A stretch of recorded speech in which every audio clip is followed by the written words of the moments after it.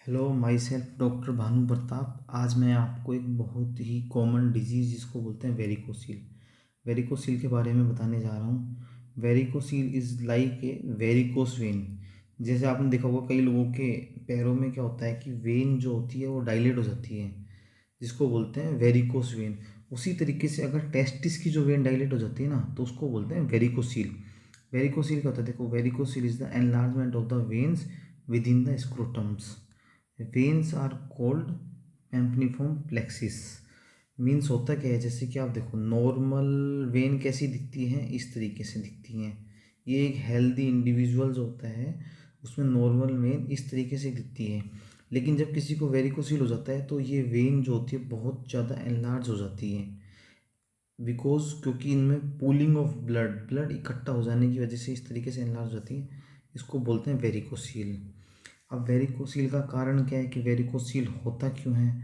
तो इसका कारण क्या होता है कि वेरिकोसील जैसे कि क्या होता है कि ये जो वेन है ये यहाँ से स्क्रोटम को ब्लड सप्लाई करती है, ठीक है, ये टेस्टिस को। यहाँ से ये जो ब्लड सप्लाई जो हो रहा है ये वापस रिटर्न होके हार्ट में जाता है, ठीक है। हार्ट से फिर वापस आर्टरी के थ्रू यहाँ आता है। तो ये इस तरीके से पूरा प्रोसेस चलता रहता है। लेकिन क्या होता है कि ये जो वेन होती है ना, वेन में क्या होता है कि वॉल्व होते हैं। जैसे कि ये देखो, ये वेन है, ये वेन है। इस वेन में क्या है कि ये देखो, इस वेन में ये ऐसे वॉल्व हैं, ये वॉल्व होते हैं रेगुलर वेन में। लेकिन वेरिकोसील में क्या होता है, ये जो वेन होते हैं ना, ये जो वेन में जो वॉल्व है ना, ये वॉल्व क्या होते हैं, पूरे के पूरे वॉल्व खराब हो जाते हैं यहाँ पे। ये वॉल्व खराब होने की वजह से क्या होता है कि ब्लड जो होता है ना, ब्लड की पुलिंग नीचे की तरफ हो जाती है।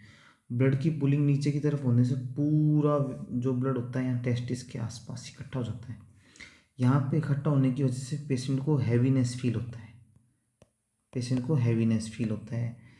को बहुत ज़्यादा पेन होता है।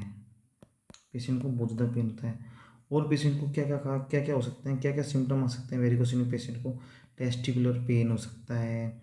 साइज जो होता है वो बहुत ही ज़्यादा बढ़ सकता है, ये नीचे की तरफ डाउन हो सकते हैं टेस्टिस पूरे।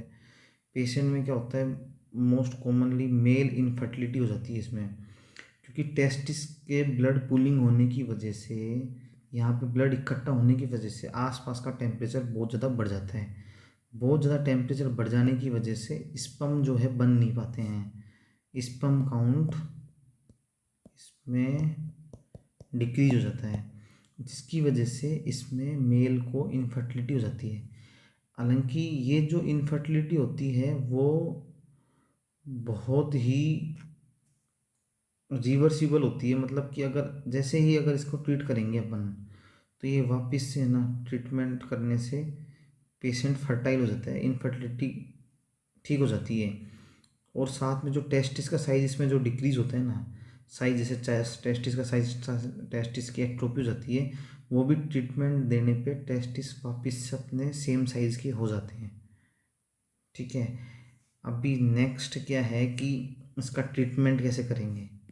इसका ट्रीटमेंट कैसे करेंगे इसके ट्रीट सबसे पहले इसका डायग्नोसिस के लिए अपन क्या करते हैं, डायग्नोसिस के लिए अल्ट्रासाउंड कराते हैं, सोनोग्राफी जिसको बोलते हैं, टेस्टिस की सोनोग्राफी, या एक वेन को चेक करने के लिए कलर डोपलर कराते हैं। कलर डोपलर में क्या होता है कि जो ब्लड जो होता है वेन में वो क्लियर दिख जाता है, इसकी वजह से इसका कलर डोपलर लगाते हैं। और इसको पेशेंट के अपने आप भी चेक कर सकता है। जब टेस्टिस के आसपास जो वेन है उनको फील करता है, तो वहाँ पे एक मतलब क्या बोलते हैं, जैसे कि बैग ऑफ वॉर्म, या अपन बोल सकते हैं कीड़े की तरह के गुच्छे का एक, मतलब हमें वहाँ पे फील होता है। जैसे वॉर्म होते हैं, वॉर्म टाइप से पूरा गुच्छा वहाँ पे फील होता है। ये ऐसे अपन क्लिनिकली डायग्नोसिस भी बना सकते हैं। आजकल ट्रीटमेंट के लिए एक नया ट्रीटमेंट है, इसका ट्रीटमेंट जिसको बोलते हैं वेरिकोसिल एम्बोलाइजेशन। एम्बोलाइजेशन जो होता है वो एक नॉन इन्वेजिव तरीके का ट्रीटमेंट होता है। इसमें क्या करते हैं कि किसी भी एक वेन के थ्रू एक कैथेटर डालते हैं, उस कैथेटर के थ्रू कोयल डालते हैं और उन वेन को ब्लॉक कर देते हैं।